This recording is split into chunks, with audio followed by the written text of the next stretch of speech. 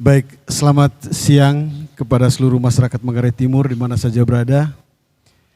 Pada hari ini, hari kedua kita melakukan podcast dalam rangka memperingati Hari Disabilitas Internasional.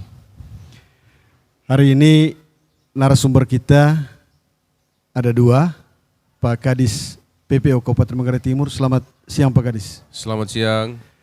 Ada Pak Markus dari Ciko, sekaligus wartawan. Selamat siang. Pemerhati kaum disabilitas. Tuan rumah, Ibu Kepala Sekolah. Selamat siang Ibu. Selamat siang. Dan ini ada Ketua Panitia penyelenggara peringatan Hari Disabilitas Internasional. Peringatan kali ini dengan tema menuju Manggarai Timur yang ramah disabilitas. Itu Pak Kadis, dia punya temanya. Kenapa kali ini kita mengundang Pak Kadis? Karena disabilitas yang mau diangkat kali ini adalah disabilitas yang berada di bidang pendidikan. Pak Kadis pasti punya banyak informasi yang akan disampaikan kepada kita semua berkaitan dengan penyelenggaraan pendidikan umumnya dan juga lebih khusus kepada penyelenggaraan pendidikan kaum disabilitas di tingkat Kabupaten Manggarai Timur. Mungkin untuk tidak berpanjang kata Pak Kadis, saya mulai dengan Pak Kadis. Mungkin ada informasi berkaitan dengan penyelenggaraan pendidikan ini untuk khusus untuk kaum disabilitas di Kabupaten Manggarai Timur. Kami persilakan. Baik, terima kasih. Selamat siang Pak Moderator, Ibu Kepala Sekolah, Pak Markus, Ketua Panitia, teman-teman semua. Menarik sekali pertanyaannya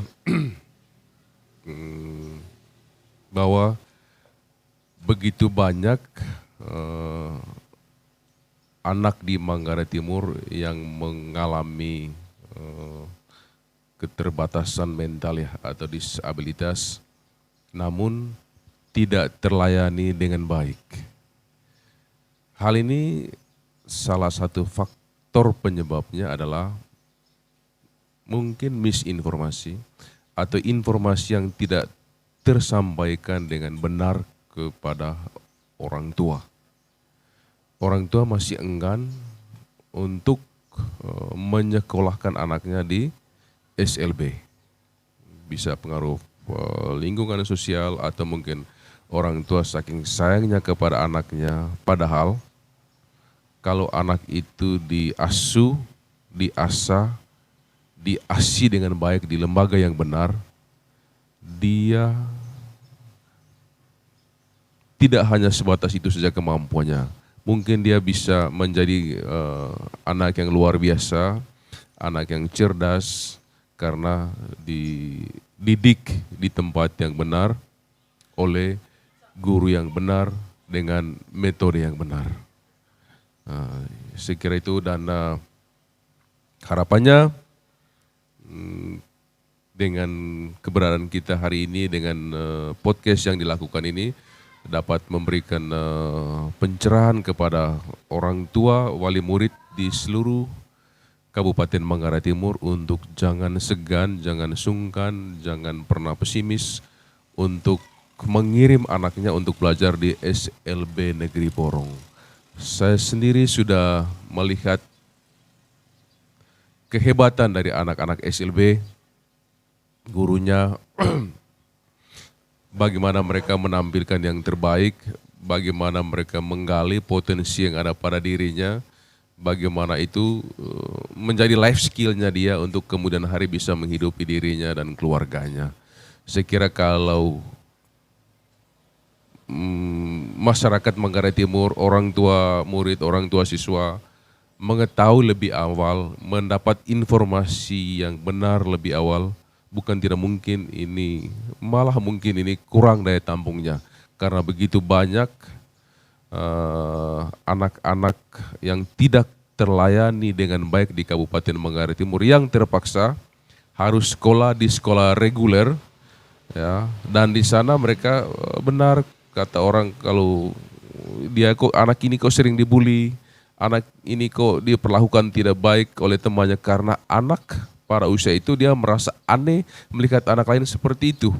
Sementara dari satu sisi orang tua memaksakan anaknya untuk belajar di sekolah reguler. Sementara ada sekolah yang benar, ada tempat yang benar untuk dia dididik dan mendapat pelayanan yang spesial, yaitu jangan pernah ragu untuk belajar di SLB Borong. Saya kira itu dulu, saya kembalikan. Baik, terima kasih informasinya Pak Kadis, sekaligus beberapa arahan lah penyampaian kepada kita semua warga masyarakat bahwa banyak pertimbangan seperti yang disampaikan Pak Kadis tadi, bagaimana kita melihat kondisi anak gitu. Kalau dia punya keterbatasan, maka seharusnya disekolahkan di sekolah yang memiliki fasilitas seperti itu, seperti SLB. Tidak bisa kita paksakan ke sekolah reguler. Ini menuju kepada bagaimana kita membentuk anak yang nanti mandiri. Seperti yang disampaikan Pak Kadis tadi, tercipta atau life skill-nya untuk dia bisa menjadi bekal kehidupan dia selanjutnya nanti. Baik, terima kasih Pak Kadis. Nanti akan kita lanjutkan. Selanjutnya Ibu Kepala Sekolah, apa tantangannya selama ini terhadap bagaimana ini kan yang ada di sini hanya 60 siswa, 65. Ibu? Ya. 65 siswa. Sementara kemarin dengan Dinas Sosial kita dapat data, kita punya data disabilitas di Manggarai Timur sekitar 2.000 lebih. Apakah yang usia sekolah berapa kita nanti belum tahu pasti, tapi minimal yang usia sekolah harus bisa tertampung di sini. Apa kendalanya selama ini? Silakan. Terima kasih. Selamat siang untuk kita semua. Kendala yang utama yaitu penjaringan siswa. Penjaringan siswa ini karena terlalu jauh, misalnya di desa-desa, kami mengalami kesulitan dalam penjaringan, sehingga kami mohon bantuan dari pihak-pihak terkait. Jadi kita bersama-sama kolaborasi. Ini kebetulan ada Pak Kadis nih. Untuk menjaring siswa ini. Jadi untuk pihak-pihak terkait, mudah-mudahan kita saling ini. Mungkin juga kami terlalu mengalami kesulitan betul untuk menjaring ini. Guru seberapa. Dan kita juga di sini, Pak Kadis, menerima siswa juga bukan pas tanggal, ditentukan tanggal. Kami di sini fleksibel, luwes, kadang-kadang mungkin waktunya yang ditentukan sudah habis, tetapi sudah berjalan 1 bulan, kami tetap bisa terima. Nah, begitu juga dari SD-SD, mungkin ini dari kami juga, toh nanti kalau ada waktu juga mungkin kepala-kepala sekolah dengan pihak sekolah SLB bisa kita ini. Karena ini SD dan SMP itu ada kewenangan dari daerah. Jadi khususnya untuk anak-anak yang usia sekolah. Karena banyak yang di SD, mereka itu sebetulnya mengalami hambatan, tetapi toh nyatanya setelah dipindah di SLB, kesulitan-kesulitan, hambatan, ya kita bisa membantu. Karena memang secara individual, keterampilan yang diutamakan, skill yang Pak Kadis tadi singgung, memang kami di sini juga ada beberapa keterampilan, jadi kita juga menggali keterampilan anak itu apa. Di sini kami ada tata boga, tata busana, pertanian, dengan ada juga anak yang kita gali itu ahli jahit sepatu. Bahkan ada juga yang bisa merakit sepeda rusak itu dirakit. Nah, ada siswa. Jadi saya mohon Pak, bantuan kita kolaborasi, walaupun kewenangan ada di provinsi, tapi ini anak kita, anak bangsa. Jadi bukan anak dari daerah, anak dari. Begitu juga tentang asrama. Asrama di sini kami ada 25. Memang kalau hal bantuan makan kami masih kurang. masih kurang. Tapi puji Tuhan banyak yang datang membawa bantuan baik secara pribadi, baik secara lembaga, baik secara organisasi, itu banyak sehingga kami terbantu untuk anak-anak asrama. Kesulitan juga tadi debit air, debit air bersih. Memang kami sudah mengusulkan sumur bor karena kebetulan asrama ada di belakang, agak jauh sedikit tempatnya. Kami mengalami kesulitan itu, tetapi mungkin untuk sementara itu. Ya, mungkin baik, terima nanti kasih ada Ibu. Itu tambahan. kendala yang tadi, kendala utama di bagaimana menjaring, melakukan penjaringan terhadap siswa. Seperti yang Pak Kadi sampaikan tadi bahwa ini mesti merupakan kesadaran bersama dan pelibatan banyak orang. Terhadap pelibatan banyak orang ini Pak Markus.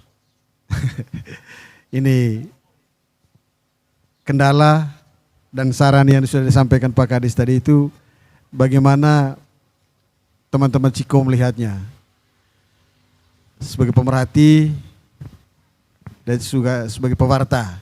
Ini wartawan Kompas. Yes. Ini. Silakan. Baik, terima kasih. Selamat siang untuk kita semua. Tentu kita duduk di sini dengan visi misi dan sama bahwa kita melihat mereka itu sebagai sahabat atau saudara. Ya, pengamatan real dan fakta di lapangan bahwa ya, karena ada stigma sosial terhadap mereka dan ya sebenarnya tanggung jawab kita semua. Dan di sini sebenarnya tanggung jawab negara sebenarnya untuk mereka-mereka itu. Ya negara di sini siapa?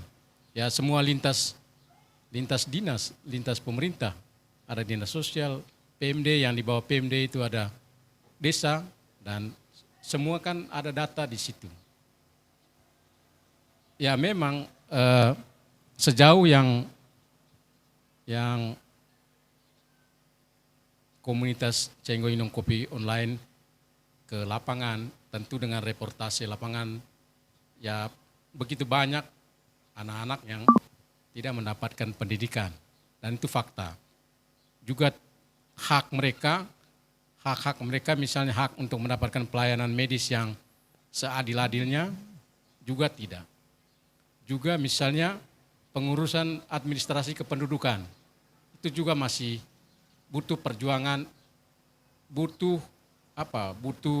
kolaborasi, butuh mindset dari pemimpin untuk bahwa dia harus prioritaskan manusia yang notabene diperhatikan oleh negara. Karena mereka sudah diatur oleh undang-undang dasar Republik Indonesia dan undang-undang khusus untuk mereka.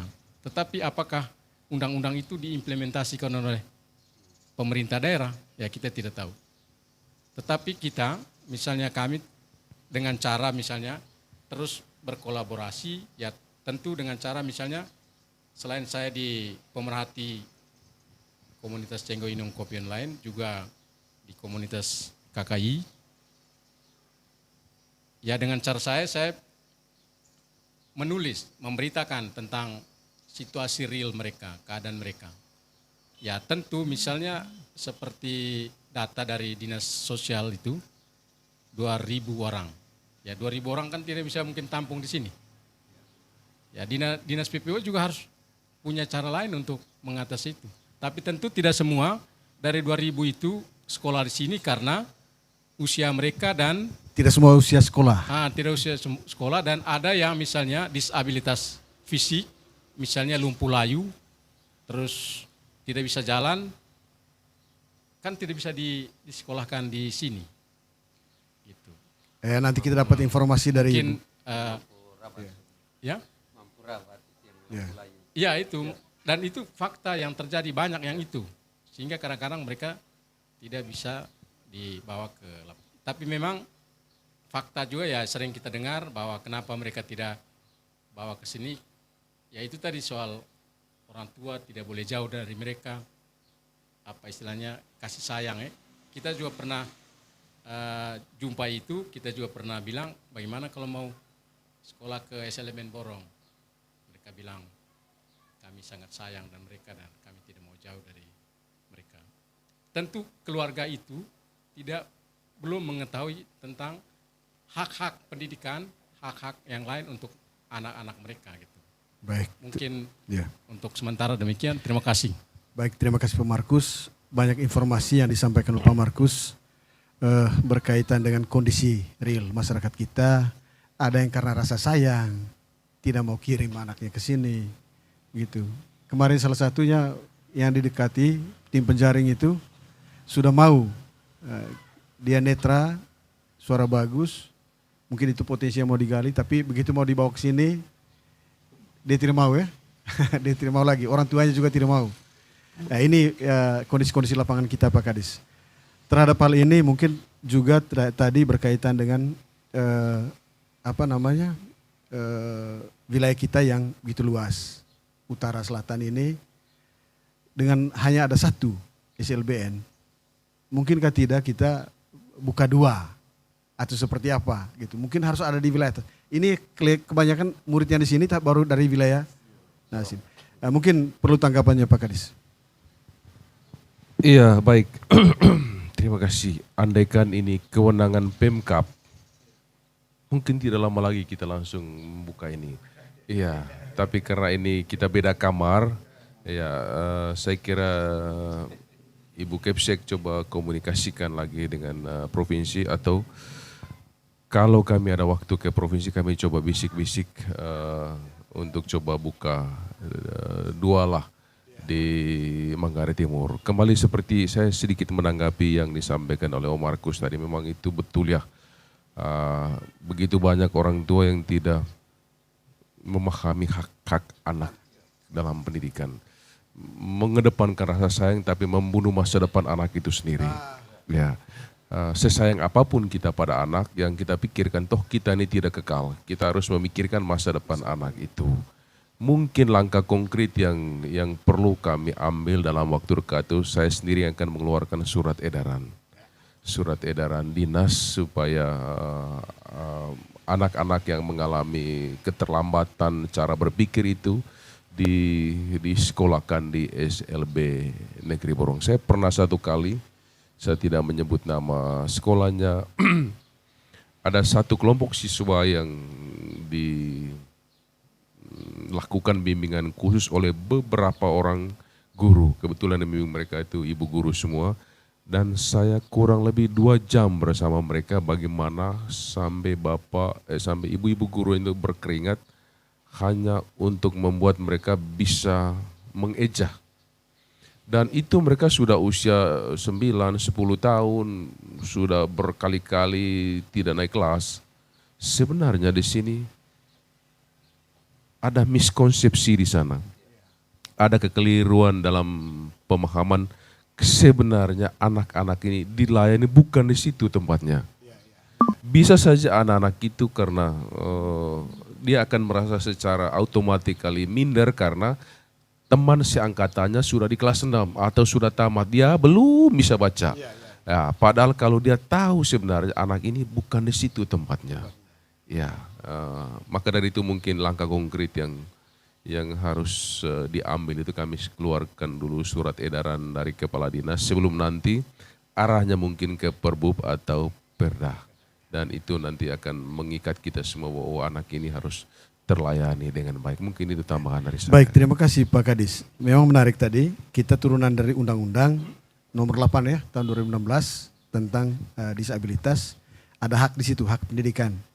Saran Pak Kadis tadi itu bahwa kita boleh mencintai anak.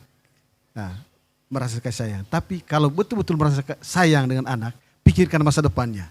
Ya gitu Pak Kadis ya.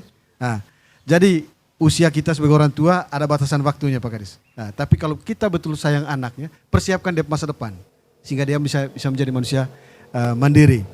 Yang kedua, Pak Kadis tadi saya pikir sepakat Pak Kadis. Mungkin sebagai pemerintah daerah bisa juga melakukan usulan kepada pemerintah provinsi dan pusat untuk bisa ada penambahan. Mungkin sampai hari ini dari wilayah utara, Elar, sampai Rampas dan lain-lain itu mungkin sulit untuk bisa akses ke sini. siswanya sehingga masih di atas. Yang terakhir tadi mungkin memang perlu ada perda sebagai turunan sehingga nanti melahirkan kebijakan-kebijakan yang punya dasar-dasar standar lokal berupa perda dan nanti diikuti dengan perbub. Baik, kita kembali bahwa kita diskusi hari ini berkaitan dengan rencana kegiatan. Besok ini SLB Negeri Borong akan melakukan kegiatan yaitu pentas karya seni sekaligus penggalangan dana. Penggalangan dana ini membentuk apresiasi kita kepada potensi dari anak-anak SLBN. Untuk itu di sini ada ketua panitia yang menyelenggarakan kegiatan ini. Kira-kira sejauh mana ini persiapannya? Kalau persiapannya mulai dari kemarin kita adakan podcast dengan teman-teman dari instansi terkait yang ada hubungannya dengan kegiatan dalam rangka memperingati Hari Disabilitas Internasional. Persiapan kami itu nanti dalam bentuk pentas seni. Dalam pentas seni ini kalau saya menilai karena saya sendiri sudah minta Ibu Kepala Sekolah untuk memberi kami waktu untuk berlatih semaksimal mungkin agar nanti apa yang kami suguhkan ke masyarakat nanti masyarakat tidak merasa dikecewakan. Ya, jadi kami sudah persiapan mungkin untuk sementara kalau dipresentasikan sekitar 75% sudah jadi, tinggal penyempurnaannya saja. Itu saja yang saya mau sampaikan pada kesempatan ini. Terima kasih. Baik, terima kasih. Ada informasi bahwa nanti ada bintang tamu ya? Oh iya betul. Ya. Ya. Ada bintang tamu ini adalah untuk mendukung, untuk mempererat lagi anak-anak kami ini bisa kedatangan mereka nanti tujuan utama adalah memberi motivasi kepada mereka supaya mereka nanti di suatu saat ya bisa seperti orang-orang yang setelah sukses itu. Ya.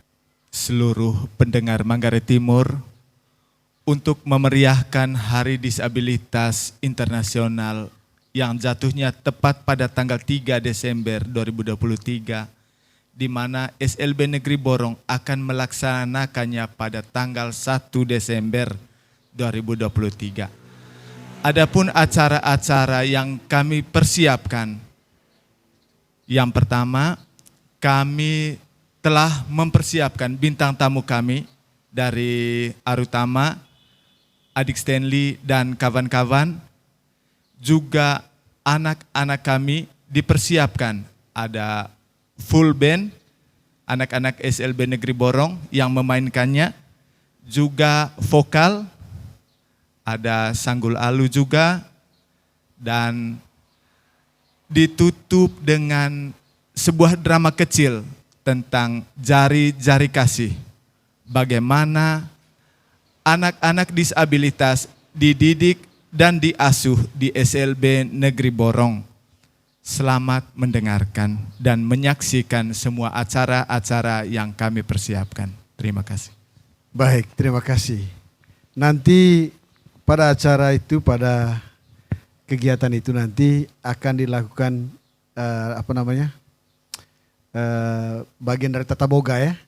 Anak-anak yang sudah dilatih tata boga, mereka siapkan makanan. Nah, makanan, minuman, tapi kita pengunjung akan membelinya, menghargai karyanya dengan membelinya. Terus karcis-karcis masuk nanti itu berupa donasi sebagai dukungan. Pak Kadis kemarin ada menjanjikan VIP untuk Dinas PPO.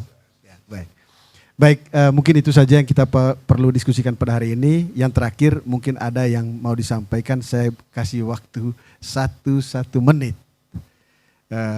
Per kita yang ada nih, mulai dari Pak Markus, mungkin ada yang mau disampaikan, berurutan saja. Baik, kita harus sepakat di sini bahwa kita harus berkolaborasi dan kita di sini juga harus membuat suatu hari khusus untuk disabilitas. Karena ini yang kita rayakan adalah Hari Disabilitas Internasional. Harus ada disabilitas daerah. Harus ada Hari Disabilitas Daerah. Kenapa ada HUD? Ah, Kenapa HUD daerah? ah. Kenapa orang-orang sahabat-sahabat kita ini tidak dibentuk dirayakan lah, karena mereka juga kan bagian dari manusia yang juga memiliki harkat dan martabat yang sama dan diatur oleh negara ini, oleh Undang-Undang Dasar 1945. Itu saya mungkin usul saya untuk kedepannya. Terima kasih. Baik, terima kasih. Ini usulannya. Atau nanti kita selenggarakan bersamaan saja dengan internasional ya. Baik, selanjutnya Ibu. Baik, terima kasih. Saya akan menyampaikan begini Bapak. SLB itu sebetulnya sudah ada 2. Memang informasi ini baru 1 tahun lalu ya kita terima. Yaitu SLB di Pupung. Negeri. Swasta, yayasan. Yayasan ya. Iya, Yayasan. swasta. Di Pupung SLB. Mungkin dari saya juga, saya mohon pemahaman dari masyarakat mengakui kepedulian untuk anak-anak kita ini. Dan mari tidak dipungut biaya sama sekali. Saya sampaikan kembali, kemarin sudah saya singgung, tapi mungkin ada yang lihat yang kedua saja. Jadi kami Pak di sini pendidikan tidak dipungut biaya sama sekali. Memang ada komite, tetapi juga tidak dipungut dari komite. Kami dari BOS untuk teman-teman kita yang bantu, guru-guru, teman tenaga kependidikan, tenaga pendidik, juga asrama. Asrama juga tidak dipungut biaya. Tetapi toh kalau orang tua kunjung, saya mengharapkan ya ada sayur sedikit dari ini, bawalah sayur itu. Karena di rumah kan makan, di sini juga makan, jadi untuk anak kita juga. Jadi itu tadi informasi yang terpenting bahwa SLB sudah ada 2, SLB Pupung dan tidak dipungut biaya. Baik asrama atau pendidikan, saya tekankan kembali. Jadi mohon, karena biasanya kalau sekolah luar biasa itu dilihat kan mahal sekali. Biayanya apa semua tadi. Sehingga mereka takut, memang banyak yang tanya juga, mahal sekali ya biaya. Tidak, jadi tolong informasikan, apalagi kami ini negeri. Ya. Terima kasih. Baik, terima kasih Ibu. Informasinya bahwa SLBN Borong ini biaya sekolah gratis, asrama juga gratis. Nah, jadi itu informasi yang paling penting. Terus 2 SLB ini, walaupun 2, tapi masih juga dari wilayah sebelah sini, wilayah sekitaran Mese. Baik, selanjutnya Pak Kadis. Baik, terima kasih untuk orang tua murid yang ada di seluruh Kabupaten Manggarai Timur. Jangan pernah ragu untuk menitipkan anaknya dan menyekolahkan anaknya di SLBN Borong. Kemudian mari kita sukseskan HUT Disabilitas Internasional dan kami tunggu tiket VIP-nya. Terima kasih.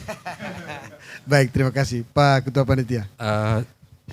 Baik, terima kasih. Harapan saya sebagai Ketua Panitia, kami pada saat ini sebetulnya mau menunjukkan kepada masyarakat bahwa SLB ini jangan dipandang sebelah mata dan kami ingin supaya masyarakat mengakui kehadiran kami di tempat ini dengan cara kami mementaskan beberapa pentasan sehingga masyarakat terdorong untuk bisa menyekolahkan anaknya di sekolah kami ini. Itu saja. Baik. Terima kasih. Bukan sekolah kami Pak ya, sekolah kita. Sekolah kita. Sekolah kita. Ya. Ya, intinya baik, terima kasih, selamat siang untuk kita semua.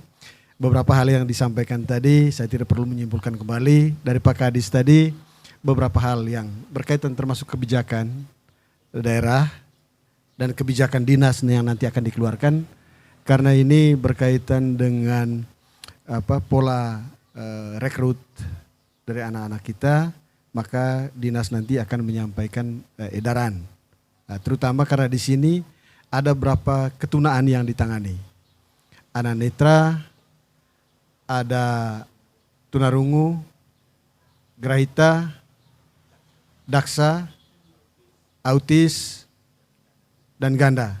Jadi hampir semua jenis ketunaan di sini diterima. Mungkin tadi termasuk lumpuh itu, kalau lumpuh layu sekali mungkin tidak bisa, tapi ada lumpuh yang masih bisa. Ada salah satu murid nanti, siswa nanti yang dia juga bermain bass, gitar bass. Gitar bass nanti itu daksa. Dibawa ke sini dulu dalam keadaan lumpuh layu, dan sekarang di sini sudah bisa jalan. Sudah bisa jalan. Ada terapi juga di sini, kira-kira seperti itu. Nanti kita saksikan tampilan dari putra-putri kita yang terkasih, anak-anak SLBN Borong. Baik, sampai sekian saja pada kesempatan kali ini. Sampai ketemu besok di podcast berikutnya yang akan kita tayangkan dalam waktu dekat ini. Sekian dan terima kasih. Selamat siang untuk kita semua.